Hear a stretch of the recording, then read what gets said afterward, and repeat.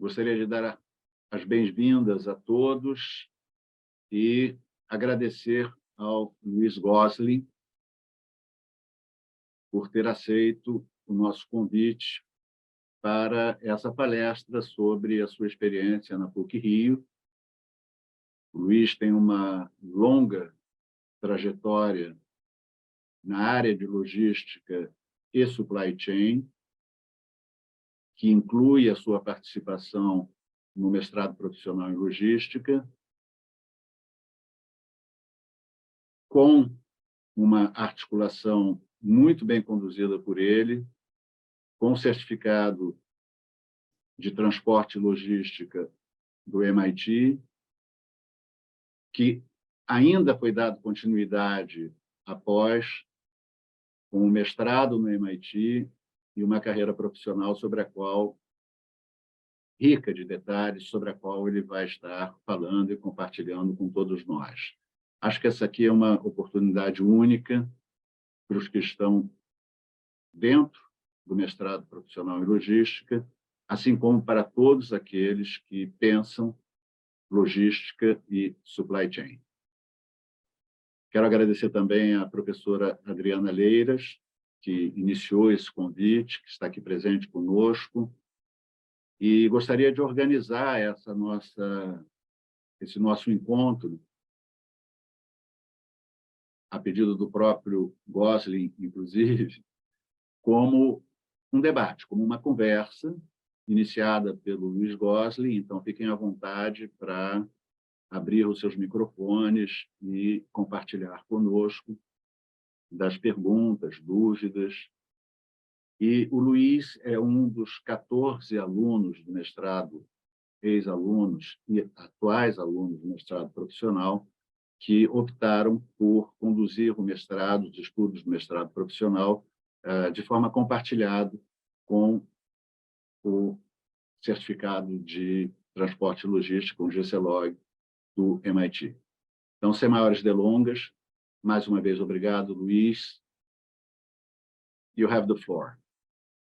Obrigado, Márcio. Obrigado, Adriana. E obrigado a todo mundo por estar aqui. Eu sei que é sábado de manhã, vocês provavelmente estão querendo ir ter um bom almoço, mas então agradeço o tempo de vocês todos. O Márcio usou palavras muito legais para descrever minha carreira. Eu acho que eu não vejo como algo tão impressionante assim. Eu segui uma linha muito, eu diria que direta, desde que eu entrei na PUC como graduando no Departamento de Engenharia Industrial, em 2007, a estrutura que o departamento abriu, a estrutura que o departamento colocou na mesa para os alunos era tão robusta e fazia tanto sentido que todo mundo da minha turma acabou sendo muito bem sucedido com isso. Então, assim, é difícil falar da minha carreira sem pensar que a PUC, de fato, botou todos os bloquinhos muito bem organizados no caminho, sabe? É claro que a gente tem que se dar mérito pela execução do que a gente faz, mas também tem que entender que as circunstâncias não são só nossas, né? Eu queria falar de 3 coisas hoje. Eu acho que a gente vai cobrir isso tudo em meia hora, ou até um pouquinho mais rápido. E como o Márcio comentou, eu quero mesmo ter um debate, uma conversa, responder pergunta. Eu acho que isso é a parte mais rica da apresentação hoje. Então, vamos lá. Eu não fiz uma apresentação de 100 páginas, não se preocupem, não vai ser um monólogo super chato. Eu realmente só trouxe umas palavras e umas imagens que eu quero usar para guiar essa nossa conversa. Meu nome é Luiz Gosling, eu moro em Boston, em Massachusetts, nos Estados Unidos, e eu trabalho há uns 12 anos na indústria de logística e supply chain. Quando você pensa na indústria de logística, o que eu quero dizer é a indústria de serviços logísticos, porto, aeroporto, frete rodoviário, frete ferroviário, concessões. Esse é o espaço onde eu atuo, ou ajudando investidores a comprar e vender ativos nessa indústria, ou ajudando as empresas, de fato, propriamente ditas, a melhor organizar, a melhor executar suas operações. Então, é um pouquinho dos dois mesmo, não tem muita é bem 50-50. E isso é muito legal, porque, na minha experiência, quando o mercado está muito bom para essa indústria, você consegue ser muito bem sucedido porque os seus clientes querem operar melhor, eles têm dinheiro e capital para investir, e tudo tá sendo acelerado. quando o mercado está num vale, né, de períodos cíclicos, é bom também, porque você também consegue ser bem-sucedido se você atuar da maneira correta, porque você tem investidores que estão querendo bolar novas estratégias, pensar em quais são os próximos movimentos e quais são os approaches que eles podem ter para não sofrer nesses períodos de vale. Então, assim, é interessante estar dos dois lados da mesa. Vamos lá. Eu coloquei aqui uma trajetóriazinha muito resumida, só para guiar o meu pensamento um pouco, e eu vou caminhar com vocês por essa linha do tempo. Eu me formei pela PUC, eu entrei na PUC em 2007, e eu estou ficando velho quando eu olho para esses números. Eu entrei na PUC em 2007, como aluno de engenharia industrial. Eu me formei em 2011, e um pouco antes disso eu comecei a trabalhar na Vale, que na época foi espetacular para mim. Uma das coisas que eu queria comentar aqui é a distinção entre começar a sua carreira numa empresa muito grande, muito madura, com processos muito bem estruturados, versus começar a sua carreira numa startup, numa empresa, no bom sentido, imatura, com muita coisa para construir, onde, enfim, onde você vai ter que botar a mão na massa em vários processos e construir coisas que talvez sejam do zero. Não tem nada de ruim nisso, tem prós e contras, né, dos dois lados, mas, para mim, a Vale foi uma boa escola. Claro que e muitos amigos e colegas meus na época trabalharam em empresas menores ou em startups. Claro que é fácil, qualquer empresa é menor do que a Vale, eu imagino, no Brasil hoje em dia. Deve ter uma ou duas ou três empresas maiores do que a Vale no país. Mas o meu ponto é que, quando você trabalha numa empresa pequena, numa empresa menor, você consegue usar vários chapéus e desempenhar várias funções que, com certeza, aceleram o seu crescimento. Ao mesmo tempo, trabalhando num mega conglomerado com presença em 30 e mais países, você vai estar lidando com problemas e com soluções que já estão anos à frente de qualquer outro laboratório, vamos dizer assim. Então, coisas que, para alguns dos nossos colegas em empresas menores, eram super revolucionárias, a Vale, eles já estavam fazendo isso há anos. Enfim, isso foi uma boa escola para mim. Então, eu sou bem orgulhoso dessa passagem pela Vale. Foi uma coisa que foi bem natural para mim na época. Era uma empresa muito grande, em 2009, quando eu comecei a pensar em ir para a Vale, todo mundo navegava meio que entre Vale, Petrobras e BNDES. Esse era meio que o padrão das grandes empresas no Brasil. Ambev também estava muito presente, era bem popular. Então, foi meio que a minha escolha. Seguindo, assim que eu me formei na PUC, uma das primeiras coisas que eu me liguei, e meus pais também foram muito, muito importantes e apoiaram muito essa decisão, foi a ideia de que o diploma de faculdade, isso em 2012, há 10 anos atrás, não era suficiente mais, não era o diferencial que talvez tenha sido em 2003, 2004. E era importante não apenas ter mais um diploma, ter mais um diferencial no papel, entre aspas, mas também me aprofundar mais em alguma área. E supply chain, na Vale já estava trabalhando com projetos em supply chain, eu trabalhava com projetos dentro de compras e fora de compras, muita coisa ligada a transporte. E o mestrado da PUC fez sentido. Era basicamente um pacote perfeito para mim. Como as aulas eram à noite, tinha a opção de fazer um mestrado profissional, não um mestrado acadêmico. Eu conseguia trabalhar e estudar ao mesmo tempo, que para mim foi perfeito. Eu não tinha que investir o meu tempo, 2 anos, fora do mercado para ter esse investimento na minha educação. E o conteúdo cobria tudo que eu precisava, de finanças, gestão de custos, até gestão de transporte. Alguns softwares, eu lembro de ter aula com a Adriana, aprendendo a usar a Arena e outros softwares de simulação e otimização. Então, assim, eram disciplinas e campos tão vastos que não tinha como esse mestrado não ser adequado para alguém na minha carreira. É claro que no início da carreira você não sabe o que você vai fazer pelos próximos 10 anos, mas acho que também por isso essa base ampla foi tão importante, porque foi super sólida e cobriu várias caixinhas. Ainda dentro do mestrado, como o Márcio comentou, eu soube através de um colega de classe e fiquei muito interessado em ir para os Estados Unidos e ter essa experiência de um intercâmbio, vamos dizer assim, com o GC Log. O GC Log é um programa é um certificado, é uma especialização, vamos dizer assim, para alunos de mestrado e MBA da América Latina, e que é organizado pelo MIT. Você vai para o MIT durante alguns meses e faz projetos de pesquisa lá e tem aulas, e é muito interessante. Foi muito legal. acho que o conteúdo foi muito em linha com o que a gente estava aprendendo no mestrado, não teve nada de extremamente novo, mas acho que a experiência de ter interagido com outras pessoas de outras universidades brasileiras e da América Latina, ter passado um tempo no MIT foi muito legal, foi muito enriquecedor. Em 2013, eu saí da Vale, fui trabalhar num escritório muito menor, chamado Infra Partners, um escritório de investimentos com presença no Rio de Janeiro e em São Paulo, e por um tempo, depois que eu saí, acho que eles tiveram um escritório em Lima também, por causa de uma das investidas da empresa. Uma empresa bem pequena, a gente tinha de 15 a 20 pessoas no escritório, e isso por construção, não a visão da empresa era ser pequena, essa era a escala, esse era o porte que a gente queria ter. Foi uma experiência super rica para mim e, de fato, acho que me tornou o profissional que eu sou hoje fora da sala de aula. Em 2018, eu quis explorar o próximo capítulo da minha carreira e basicamente eu queria sair do Brasil para ver o que outros países tinham para oferecer. Eu considerei ir para vários países da Europa, Estados Unidos, claro, estava na mesa, e acabei indo para os Estados Unidos. A relação com o MIT, através do DC Log, que eu fiz em 2014, acabou sendo bem forte, e eu já conhecia os professores e os diretores do departamento, conheci, durante o DC Log, alunos do mestrado, que estavam da turma de 2015, 2014, então, foi um contato bem rico que me deixou bastante interessado em voltar para lá. E aí, em 2018, eu mudei para os Estados Unidos, vim fazer um mestrado aqui, full-time, passei um ano no MIT estudando, me formei em 2019 e aceitei uma oferta para trabalhar na Alex Partners, que é uma empresa de consultoria com presença em 30 países do mundo. A gente tem mais ou menos 3.000 pessoas hoje em dia e continuamos crescendo em qualquer circunstância. Esse é o nosso espírito.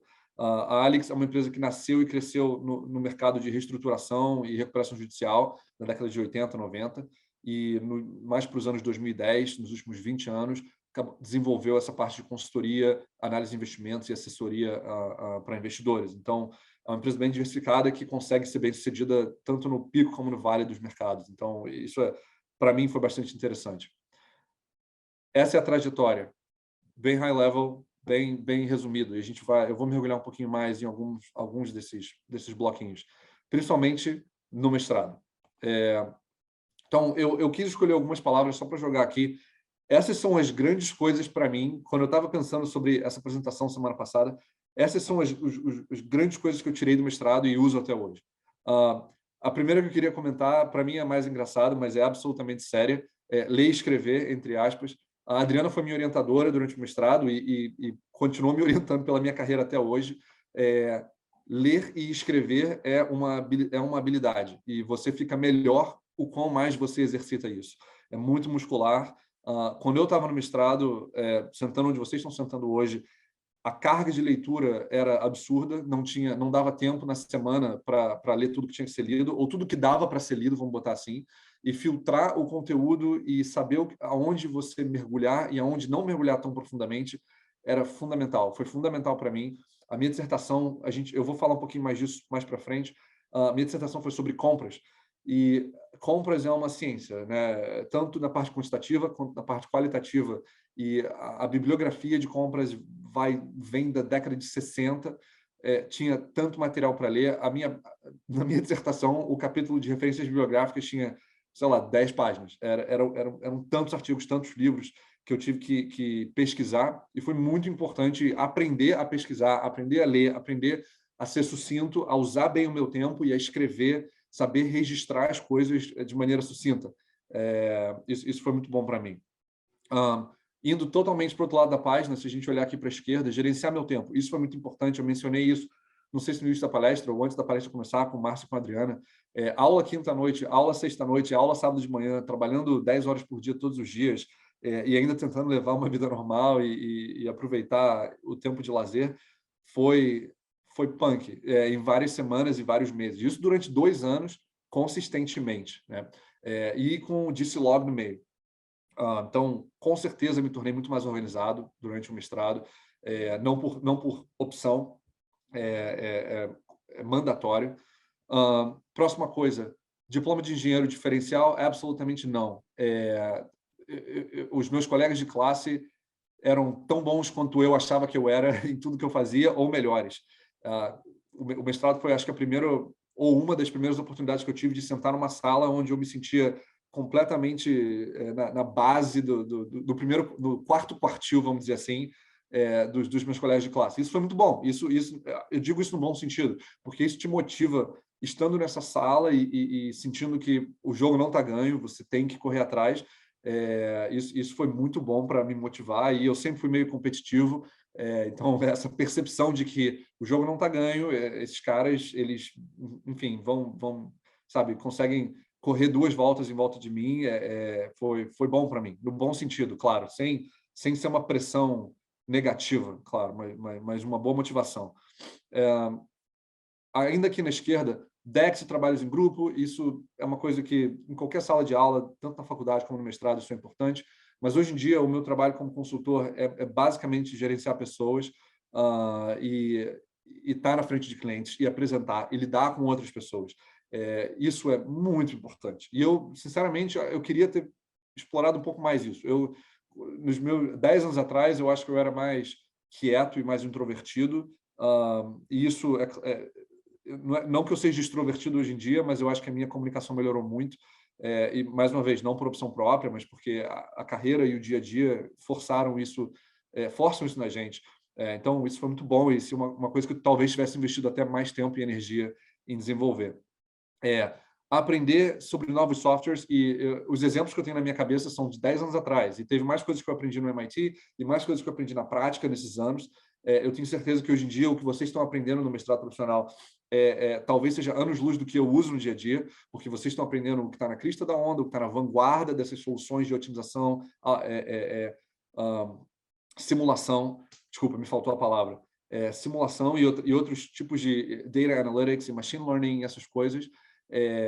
E isso é muito importante. E fora que você chega numa reunião e você é uma pessoa que consegue discutir esse tipo de tema e se mostrar muito confortável nesses assuntos, cara, você ganha pontos imediatamente. Isso claramente é importante em 2023. Eu vou deixar a educação da PUC World Class por último, né, nessa página.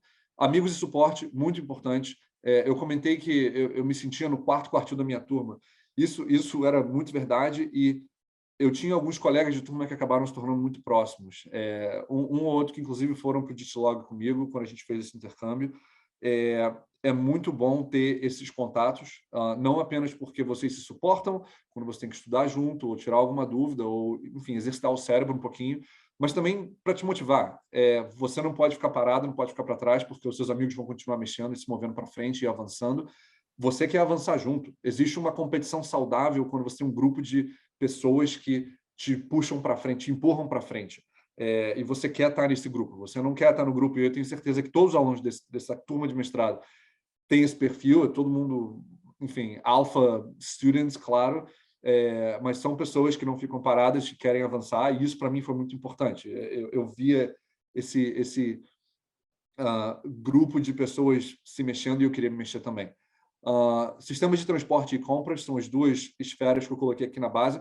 Foram as 2 disciplinas que eu mais usei, por causa da minha dissertação, 2 por causa do meu trabalho. O meu trabalho na Vale, durante um bom tempo, em overlap com o mestrado, foi gerenciar a compra de transporte. Eu fui gestor de categoria para a compra de frete para a Vale no Brasil e na América Latina, durante 1 ano, mais ou menos, antes de eu sair da empresa. E é uma área tão técnica, ao mesmo tempo não tão quantitativa, meio qualitativa, tem um pouco de ciência, um pouco de arte, por construção, e aprender de fato o que as coisas significavam dentro da sala de aula foi diferencial para sentar na cadeira e não perder tempo tendo que explorar o que as coisas significam e como que a vida funciona. Então, essas 2 disciplinas para mim foram fundamentais. Eu não sei se eu foquei meu trabalho nessas disciplinas porque eu estava estudando e eu era interessado, e eu gostava dos professores, e o Lincoln estava na Globo na época, e a aula dele era super dinâmica, super legal. Então, essas coisas também me atraíram muito para esse campo, ou se eu fui atraído para esse campo porque eu estava trabalhando com isso. Enfim, o ovo e a galinha, um pouquinho dos 2. E, finalmente, a última coisa que eu queria mencionar nessa página é a educação da PUC World Class. Quando a gente pisou no MIT, o Felipe, outro colega de turma, e eu, em 2014, 2014, a nossa primeira reação durante as aulas e vendo a infraestrutura dos programas e como o curso era organizado e como os professores interagiam com a turma, nossa primeira reação era: uau, obrigado, PUC. A gente teve uma boa formação na graduação e no mestrado para chegar aqui agora e não ficar tão impressionado e tão embasbacado com a qualidade de tudo isso aqui. É claro que a qualidade de ensino no MIT foi excelente, mas, como eu mencionei alguns minutos atrás, nada foi surpreendentemente novo. O currículo que a gente tinha no nosso bolso foi super sólido, cobria todas as disciplinas, e eu, assim, modéstia à parte, acho que a gente estava muito bem preparado para o curso que a gente foi fazer, em comparação com outros colegas de turma, em comparação com quem a gente achava que era um ano antes. Então, acho que foi uma experiência super rica para também abrir nossos olhos e perceber que a educação no Brasil é muito boa. E trabalhando, eu moro e trabalho nos Estados Unidos há uns 5 anos, a educação no Brasil, educação principalmente em engenharia, programas mais técnicos, né, nas universidades top de linha, PUC, UFRJ, USP, IME, são de altíssimo nível. Não deixamos nada a desejar para universidades americanas, europeias. E eu fiquei muito impressionado e muito feliz ao mesmo tempo de perceber isso tudo.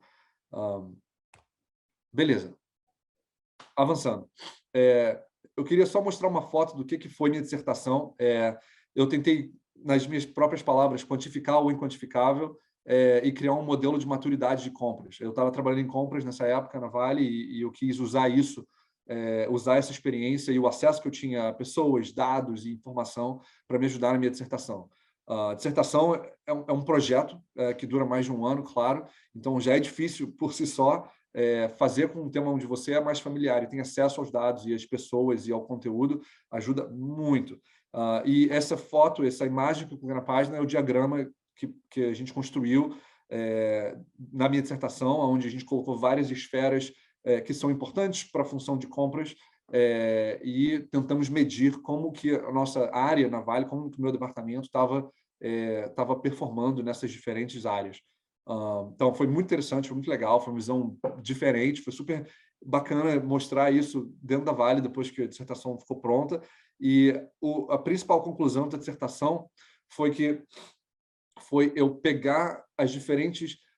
Deixa eu dar um passo para trás e organizar o pensamento. A principal conclusão que eu achei super interessante da dissertação foi que compras é uma área que existe no meio do caminho. É uma gestora de relacionamentos, basicamente, que na dissertação, para ficar um pouco mais sexy e mais profissional, a gente chamou de interfaces.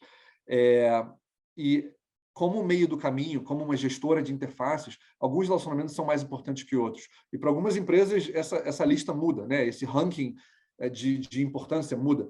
E essa escadinha que eu estou colocando aqui na página, essa ilustração, foi o ranking de importância que eu recebi durante as minhas entrevistas na Vale, durante a minha dissertação. Então, fornecedores foi o que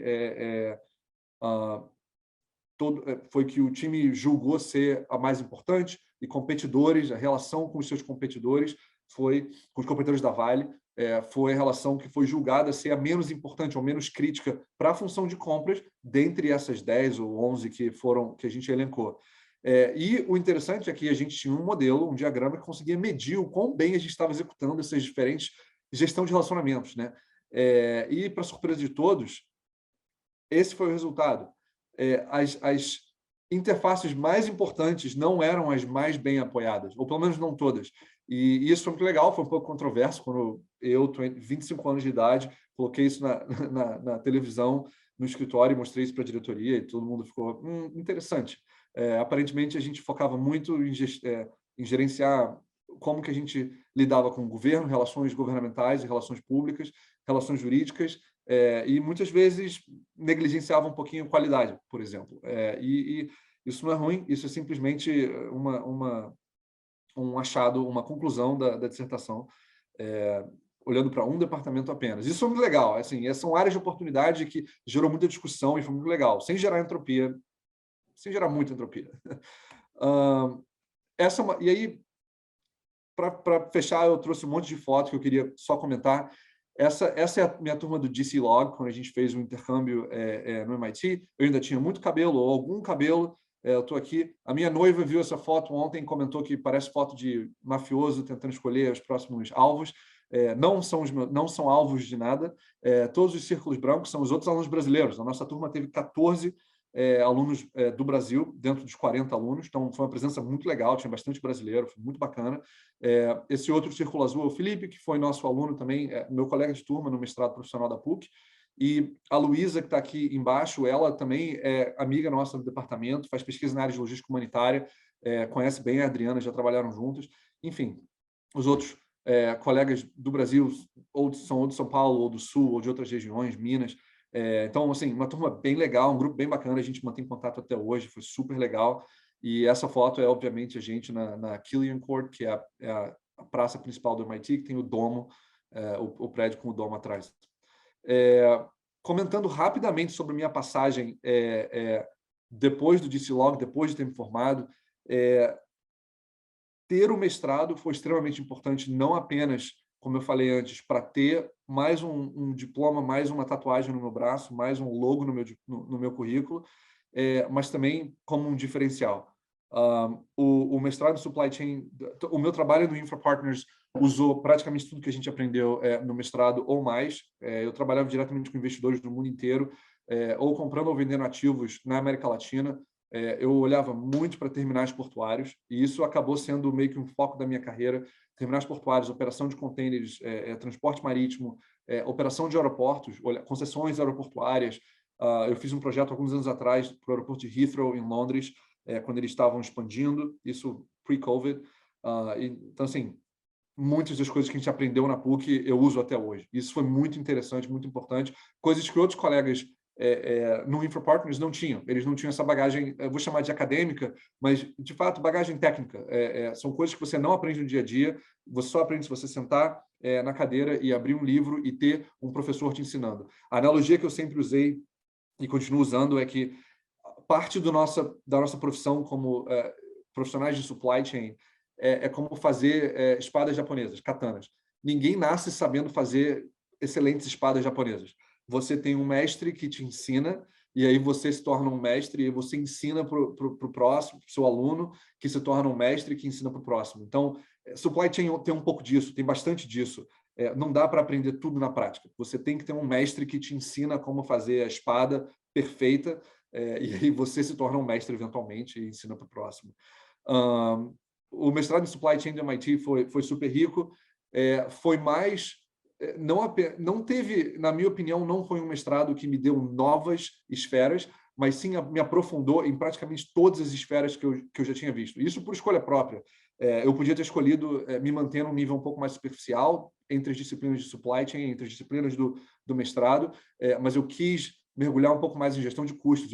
Eu peguei muitas matérias de finanças. Aproveitando para estar no MIT, eu queria aprender mais sobre ciência da computação e machine learning, essas coisas um pouco mais na vanguarda da tecnologia. Então, foquei bastante nisso também. Minha dissertação nesse mestrado no MIT em 2019 foi sobre machine learning e a aplicação de machine learning em supply chain. Eu fiz um projeto com a Lenovo, a empresa de computadores, com a divisão deles de supercomputadores. O IBM Watson é um exemplo dos produtos que eles desenvolvem. Então, foi muito bacana, foi muito legal, e eles começaram a implementar as recomendações que a gente desenvolveu no ano seguinte. Então, super bacana, foi um marco super legal no nosso currículo. Em 2019, eu comecei a trabalhar na Alex Partners. A minha carreira hoje em dia é muito focada em trabalhar com investidores na área de transporte. Eu ainda olho muito para transporte marítimo, transporte aeroportuário, frete aéreo, frete rodoviário, operação de armazéns, não apenas ajudando empresas a organizarem e executar essas operações melhor, mas também ajudando investidores a achar ativos, tomar decisões com relação à venda ou compra de ativos, e como tomar decisões de investimento de maneira geral. Eu gosto muito dessa área. Mais uma vez, a minha carreira acadêmica, entre aspas, acabou ficando bastante nessa área, mas basicamente, se você olhar para essa linha do tempo, isso tudo pode ser descrito como eu buscando as ferramentas e o treinamento técnico para ser excelente na área que eu escolhi. Eu acabei escolhendo uma área que eu era bastante apaixonado: transporte e logística internacional, importação e exportação e supply chain de maneira geral. e entendendo que era uma área bastante técnica e que exigia um certo treinamento acadêmico, eu fui correr atrás. Então, assim, tem um pouquinho de sorte, tem um pouquinho de estratégia, entre aspas. É fácil falar isso agora, 10 anos depois, com a linha bem desenhadinha e com uma história bem ensaiada. Eu já contei essa história várias vezes e que fica cada vez melhor, parece cada vez mais bem bolada, mas a verdade é que a linha foi bem natural. E essa é a parte onde eu tive um pouquinho de sorte para escolher o caminho. Eu coloquei vários pontos de interrogação aqui no final da linha do tempo, porque o futuro é muito flexível. E eu acho que a palavra certa é flexível, não é incerto. O mestrado da PUC e a educação que a PUC me deu e a carreira que eu escolhi traçar me abriu tantas portas e me deixa trabalhar com tantas disciplinas diferentes que o meu futuro, de fato, é muito flexível. Eu posso escolher focar mais em áreas técnicas ou focar mais em gestão de operações ou focar mais em finanças nos próximos 5, 10 anos da minha carreira e, se Deus quiser, eu não vou me aposentar pelos próximos 30 anos. Eu gosto muito do que eu faço, ainda aprendo muito todos os dias e ainda é muito divertido. Então, essa é a minha visão de futuro. Para fechar, eu queria só mostrar algumas fotos de alguns projetos recentes que eu fiz. Esse é um terminal em New Jersey, nos Estados Unidos. Ele é totalmente automatizado, não tem nenhum ser humano andando ou dirigindo nenhum equipamento nessa área do terminal. Esses RMGs, Rail Mounted Gantry Cranes, eles têm lasers que permitem um algoritmo com alguém no escritório a muitos metros de distância, dizendo para o guindaste, para esse guindaste, que container pegar e botar aonde, e ele tem lasers que ajudam ele a achar os containers e pegar na posição perfeita e colocar na posição perfeita, e é espetacular de assistir essa operação movendo para cima e para baixo. Isso é bastante parte do que eu faço hoje em dia, visitar esse tipo de operação e ajudar investidores a analisar o quão bem essas operações são executadas e quais são as áreas de oportunidade para melhorar ainda mais essas empresas. Essa é uma foto que eu acho super bonita do escritório principal desse terminal, com Nova York ao fundo. O tempo estava um pouquinho nublado, mas é uma foto bem bonita. E é mais um exemplo de quão automatizado, acho que essa é a palavra, me desculpe a falta da palavra agora, é esse terminal. Esses são os portões por onde os caminhões entram e saem do terminal com containers para importação e exportação no Porto de Nova Jersey, que fica do outro lado do rio, com Nova York. Nova York e Nova Jersey tem um rio que cruza entre os dois, que é o rio Hudson, e esse terminal fica do lado de Nova Jersey, então eles têm esse privilégio de ter essa vista muito bonita. Os portões que vocês estão vendo, essas cancelas, são 100% automatizadas, não tem nenhum ser humano recebendo os caminhões para entrar e sair, e isso é muito bacana também, é uma eficiência incrível. Claro que num país como os Estados Unidos, nessa indústria você tem que lidar com sindicatos. O sindicato trabalhista nessa área de logística, de infraestrutura logística, é muito forte. Então, isso, é claro, é uma área sensível muitas vezes, mas é muito interessante assistir quando as coisas funcionam. Isso é mais uma fotinho. O que eu queria comentar nessa foto a maior parte do meu tempo é dentro de uma sala de vidro, dentro de um aquário, não é no terminal, vendo as máquinas super bacanas operando, claro. E o meu último comentário, antes de fechar, se mantenham muito bem conectados. O Márcio e o Adriano são duas das pessoas mais bem conectadas que eu conheço. Aqui, quando eu estava no mestrado aqui no MIT, eu tive a oportunidade de participar da Brasil Conference, que é uma conferência para alunos do mundo inteiro, e foi super legal. Eu moderei alguns painéis, inclusive um painel sobre desenvolvimento econômico no Brasil, com o Gustavo Franco, Zena Latif, José Marco Camargo e o Mansueto Almeida, que era o secretário do Tesouro na época. Então, assim, são pessoal bastante alto nível e que eu estava sobrando naquela mesa como moderador, claro. Tive que estudar muito para preparar boas perguntas e fazer um bom painel, e foi super bacana. Então, assim, se tem uma dica que eu posso dar se aproxime das pessoas que vão ser bem-sucedidas, porque ter bons contatos é sempre importante. Eu não estaria onde eu estou hoje se eu estivesse sozinho. Eu sou o produto de todas as pessoas com quem eu interajo e já interagi na minha carreira. Então, isso nunca vai deixar de ser verdade. E é isso. Feito. 30 minutos. Obrigado, Luiz. Obrigado pela excelente apresentação, por trazer aí a importância de aliarmos hard e soft skills na formação do engenheiro, que é uma das preocupações que nós temos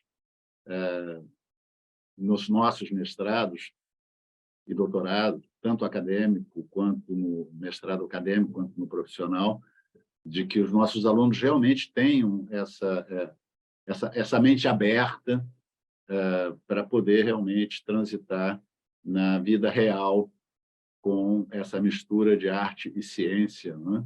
Que é o gerenciamento das cadeias de suprimento.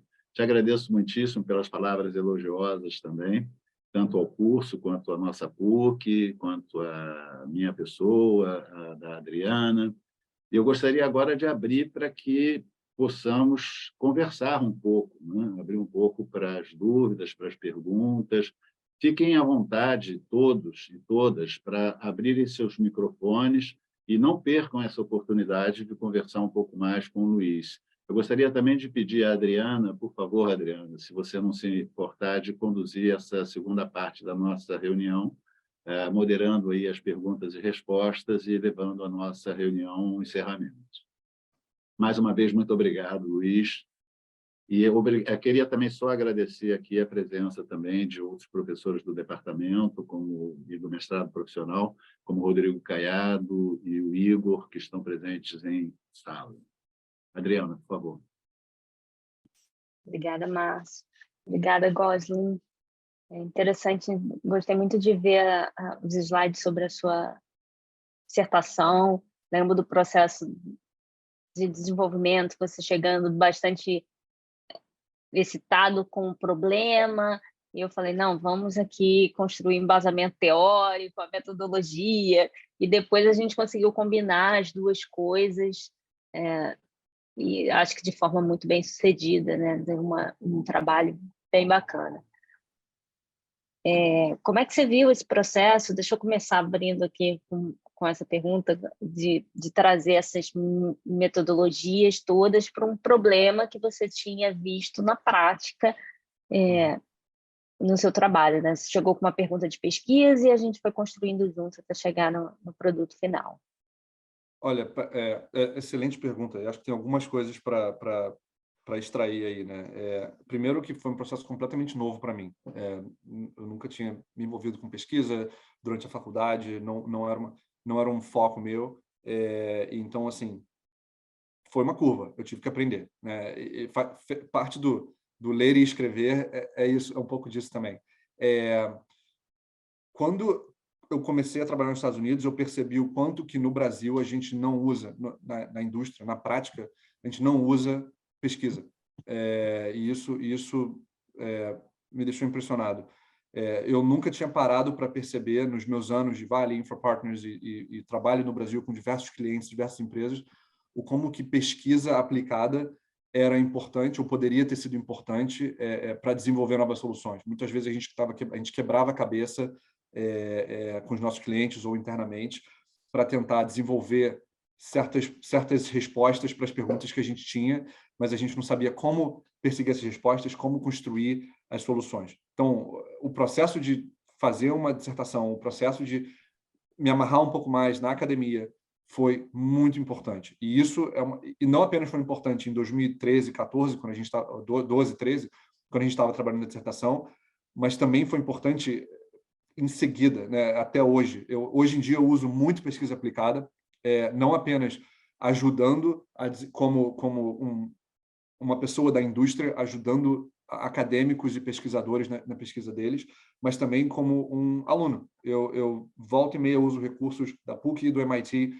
no meu trabalho, ou para citar alguma solução mais vanguarda, alguma coisa que está saindo do forno, enfim, porque muitas empresas com quem a gente lida aqui hoje em dia estão querendo esse tipo de solução. Eles não querem mais o que funcionava na década de 90, eles querem o que vai funcionar na década de 2040, 2050.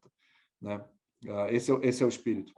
Então, foi extremamente enriquecedor e eu uso cada vez mais. E eu sinto que eu devia talvez ter começado mais cedo, mas é claro que é fácil falar isso hoje. A gente só pode fazer... A gente só tem 24 horas no dia, no final das contas, né? E o tempo passa. Respondi a pergunta? Claro, obrigada.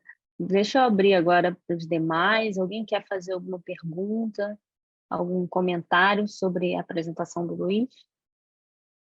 Eu gostaria. Fique à vontade, Matheus.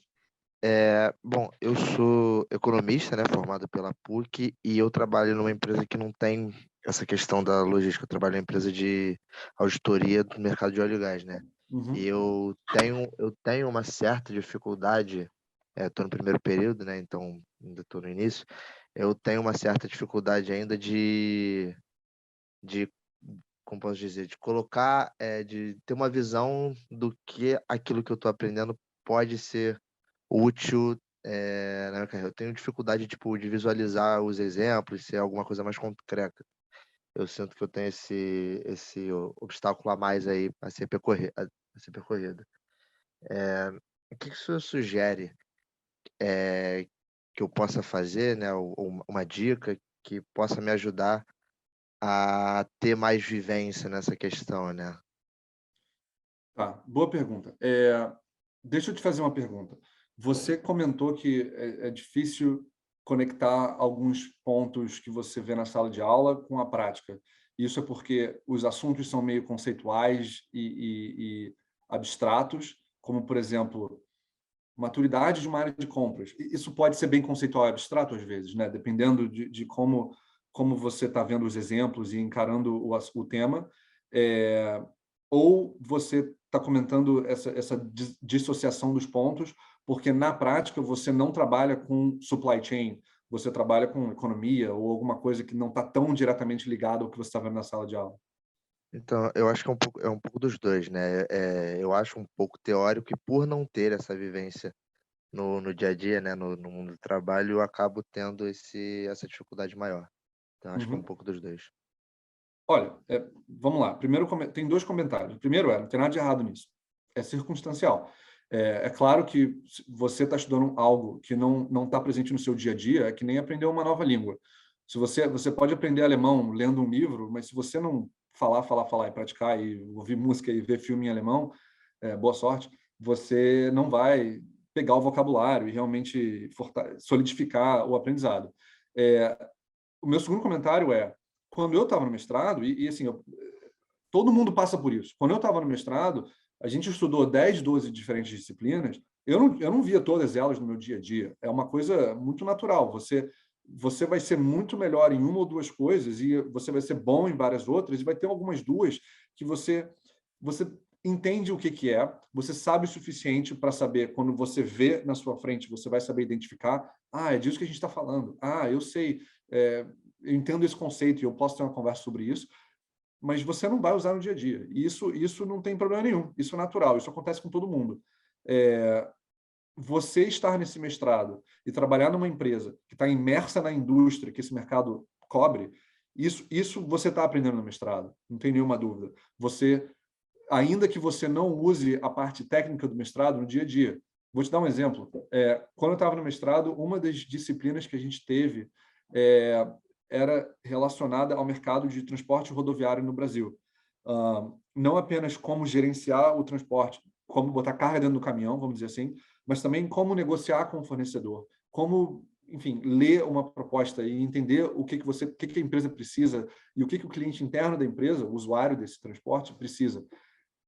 Cara, esses conceitos, eu usei isso em tantas outras áreas, não apenas para comprar transporte, que, enfim, não está no gibi. Eu acho que é um pouco disso. Você talvez não esteja percebendo a aplicação prática desses temas, mas você está absorvendo. Só não está no seu dia a dia, entendeu? E você não vai absorver todos na mesma intensidade. Isso não vai acontecer. E é isso, não tem nenhuma grande sabedoria para te ajudar a absorver todos e ver todos no dia a dia, isso não vai acontecer. Enfim, é normal, na minha opinião. Obrigada, Luiz. Boa resposta também. Obrigada, Matheus, pela pergunta. Mais alguma pergunta? Um comentário sobre a palestra?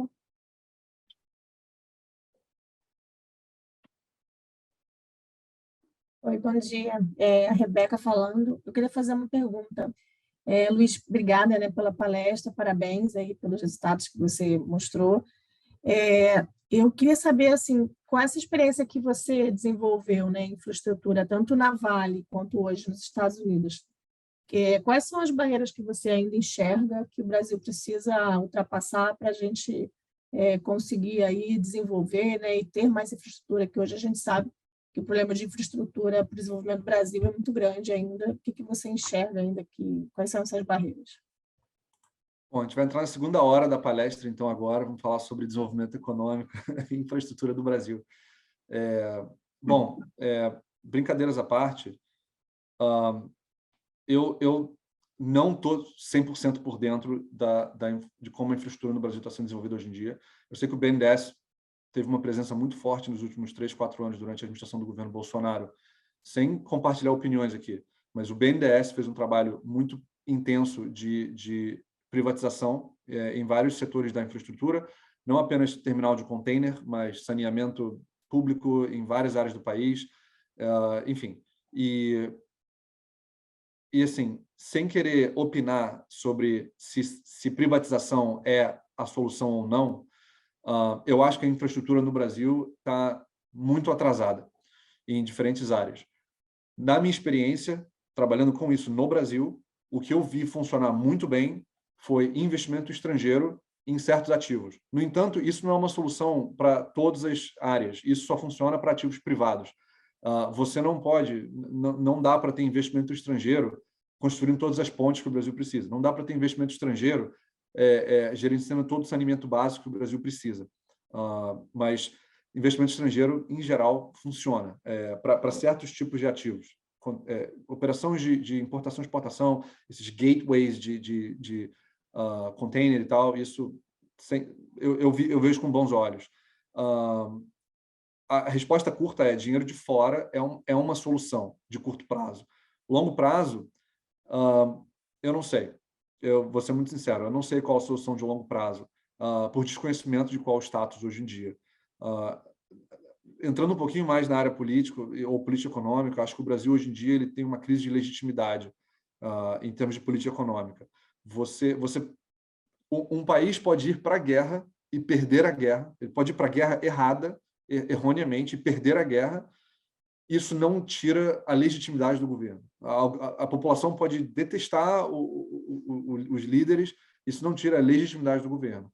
Hoje em dia, você tem um país que está muito polarizado e metade do país acha que o governo não deveria ser o governo que é, a outra metade acha que o governo anterior não deveria ter sido o governo que foi. Isso é uma crise de legitimidade. Isso para muito progresso de legislação econômica, política econômica, estratégias para desenvolvimento econômico.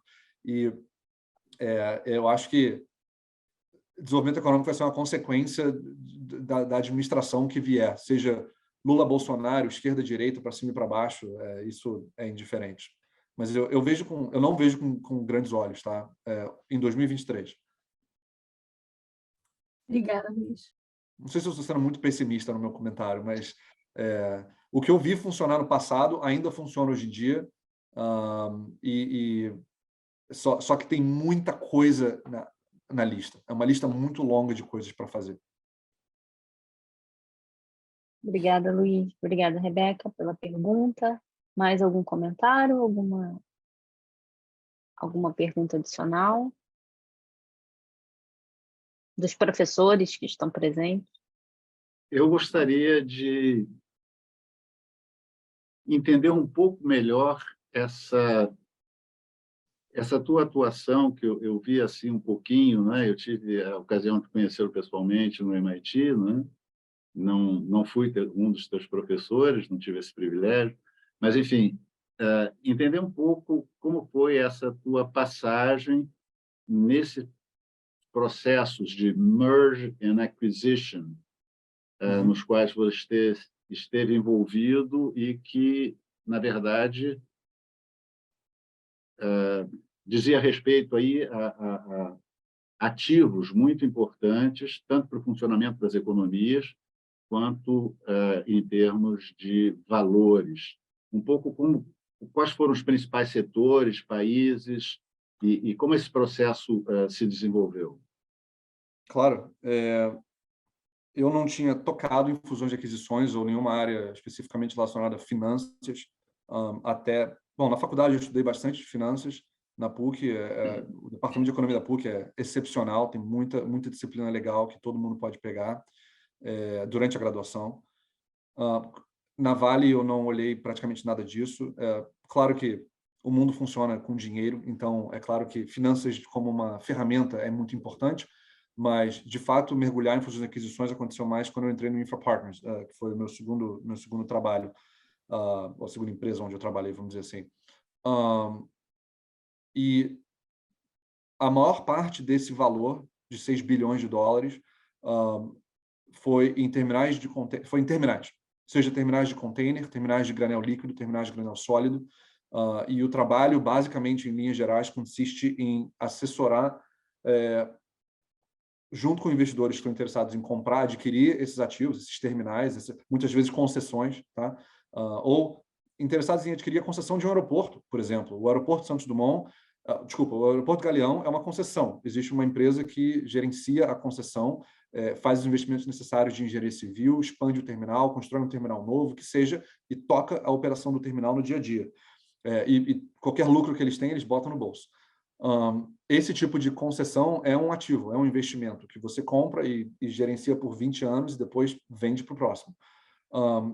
Ajudar investidores a analisar esse tipo de ativo, seja um terminal portuário, seja uma operação de um aeroporto, seja um terminal de granel sólido, é o tipo de trabalho que eu fiz e faço há quase 10 anos.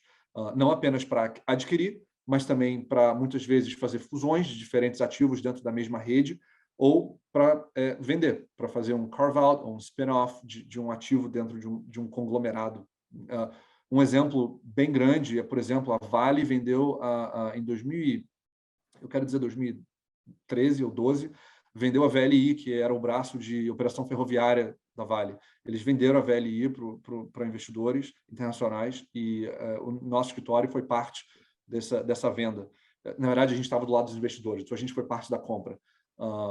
Então, esse tipo de trabalho é bem interessante e você acaba tendo que...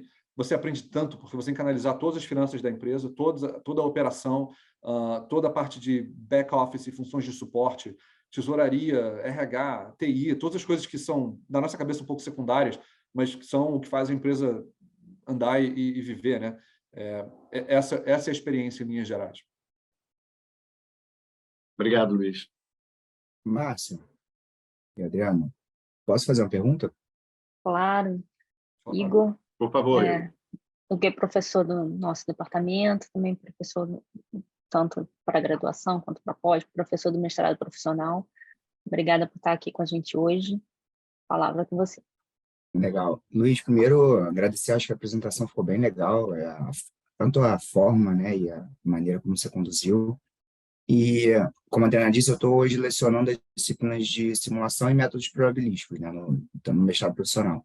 Uhum. E eu queria mais, puxando um pouquinho para essa minha área que eu estou lecionando hoje, você lembra de alguma aplicação assim, mais prática que você teve, ou de algum método, seja de software, por exemplo, você comentou do Arena, ou de aplicação mesmo, onde você se deparou com alguma situação onde você relembrou, ou teve que relembrar alguma coisa que você fez no mestrado?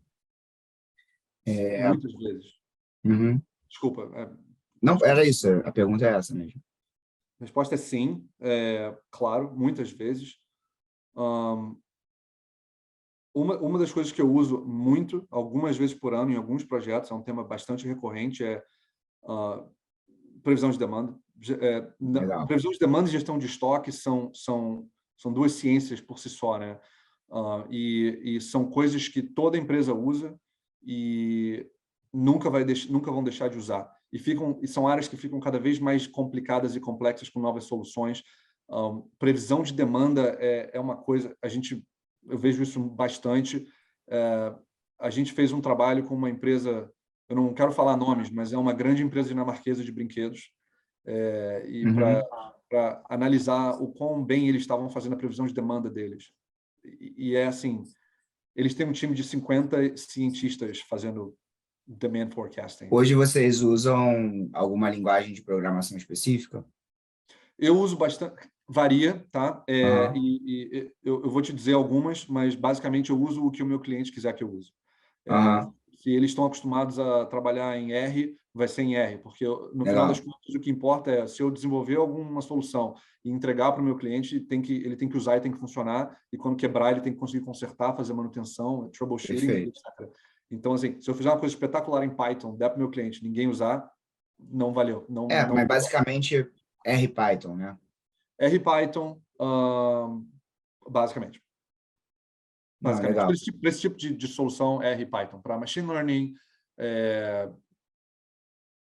forecasting, R Python. Agora, vamos lembrar que 99,9% dos seres humanos do planeta não sabem programar. Então, Sim. como profissionais, na prática, a gente tem que ser também... A gente tem que se ligar que quando você está entregando algo para alguém, o mais importante é a aplicação, e não a robustez ou quão sofisticado e sexy é o código que a gente escreveu. Uhum. Muitas pessoas em grandes empresas não sabem programar, eles não sabem ler o seu código, eles não entendem exatamente como você construiu ou o que você construiu, a não ser que você esteja falando com um cientista de dados, tá? Ou alguém que tenha, enfim, o talento e o treinamento. A gente se preocupa, eu me preocupo muito no dia a dia nessa transição de trabalho e de entregas para os meus clientes, porque eu, como consultor, esse é o meu trabalho. Se eu estivesse desenvolvendo alguma coisa, seria R Python, provavelmente. Legal. Dito tudo isso, existem softwares... Assim, a gente tem que construir tudo do zero, né, em 2023. Para muitas aplicações, algumas bastante nicho, bem específicas, para muitas aplicações, existem já soluções na prateleira que a gente consegue pegar e implementar. É mais fácil, é mais rápido, é mais robusto. Se você quer desenvolver algo para, por exemplo, fazer desenho de rede, cara, não existe motivo para construir alguma coisa do zero, a não ser que seja um escopo extremamente limitado e muito, muito, muito customizado. Existem tantos softwares tão bons já na prateleira que são baratos, são bem acessíveis, não tem que pagar $20 mil por ano para uma licença. Então, esse é o meu comentário. Assim, eu me preocupo muito quando eu penso em desenvolvimento de soluções e em programação e ficar na vanguarda desse tipo de ciência, eu me preocupo muito com a aplicação disso, mais do que com o desenvolvimento disso. Eu acho que as coisas mais fantásticas que eu já vi sendo desenvolvidas até no MIT nunca vão ser aplicadas, porque... E não é para ser aplicado, são coisas que estão no mundo acadêmico e nunca vão sair do mundo acadêmico. Eu tento navegar um pouquinho entre os dois, entende? Sim. Eu acho que isso é um pouquinho do mestrado profissional, o diferencial do mestrado profissional, né?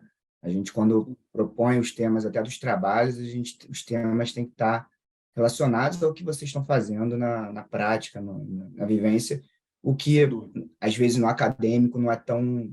A gente nem tem tanta facilidade quanto no profissional, porque a pessoa está trabalhando, tem um contexto, então ela tem ali a forma de aplicar mais natural. Não, Legal. você matou, cara. Igor, aplicar ciência na prática é um desafio por si só, e o mestrado profissional consegue navegar numa linha muito boa que o acadêmico não é ruim, não está faltando, simplesmente não é o foco. Exato. E também a pessoa não está ali para trabalhar e fazer o mestrado ao mesmo tempo, né? Então, pode acontecer, mas não é o natural, né? Legal. É isso, Márcio. Acho que... Boa pergunta. Obrigada, Igor. Mais algum comentário? Márcio? Eu queria só fazer um comentário. Eu estou aqui me deliciando com essa nossa conversa, né? E, sobretudo, com o fato da gente estar tirando aquele mito, não é, do ensino acadêmico. E o Israel levantou a mão aí para falar, eu vou ser bem breve para deixar aí um espaço para os demais, mas eu acho que o mais importante, isso é um gancho mesmo da observação do Igor, né? É essa questão da gente aliar as questões da prática com o ferramental que a academia traz. E o fato de que você esteja enfatizando mesmo que nós temos muitas ferramentas prontas. Eu costumo dizer em sala de aula que eu não tenho nenhum fetiche por nenhum tipo de ferramenta. Eu acho que, se eu tiver algum fetiche, vai ser sobre o tipo de soluções que a gente possa trazer.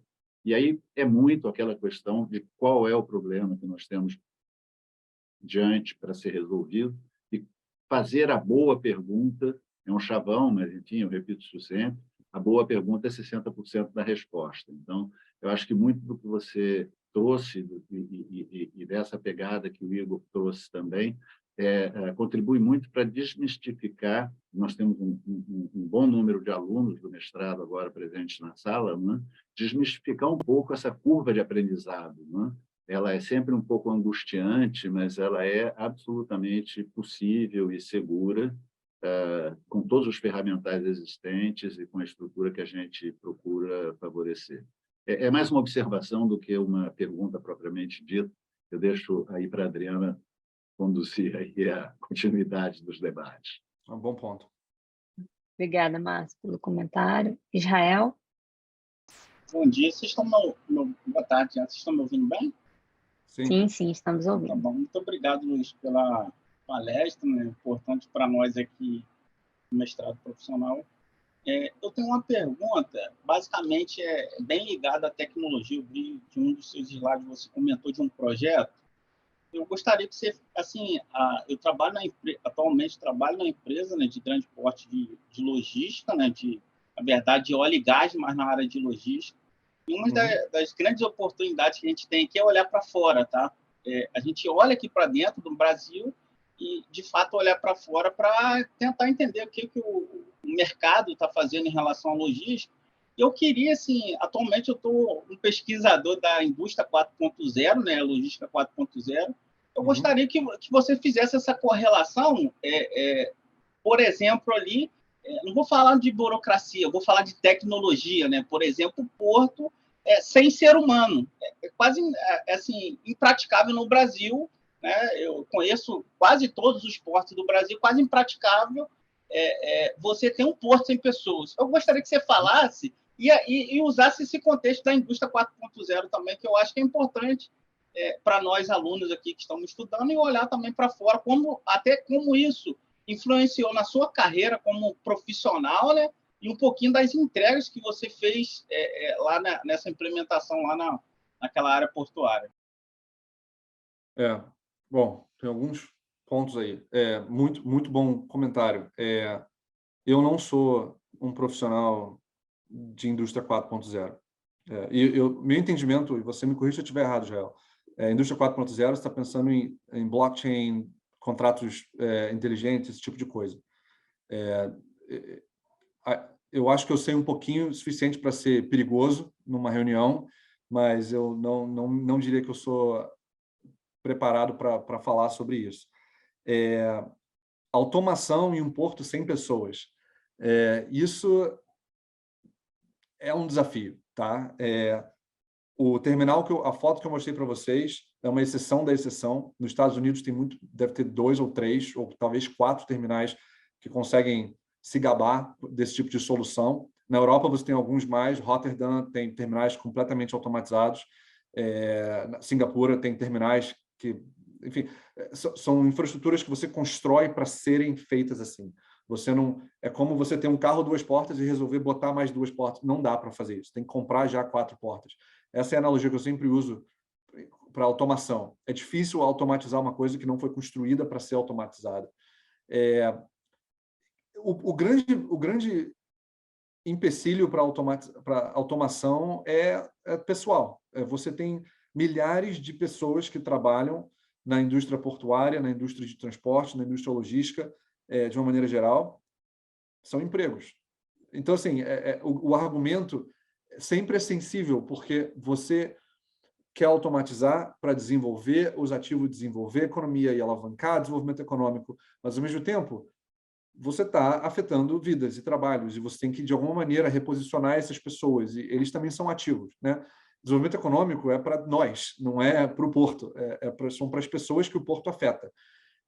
Então, existe uma linha muito tênue onde o equilíbrio existe. Eu não estou dizendo que eu sou contra ou a favor de automação dessas coisas, desses ativos, mas existem desafios impossíveis, tá?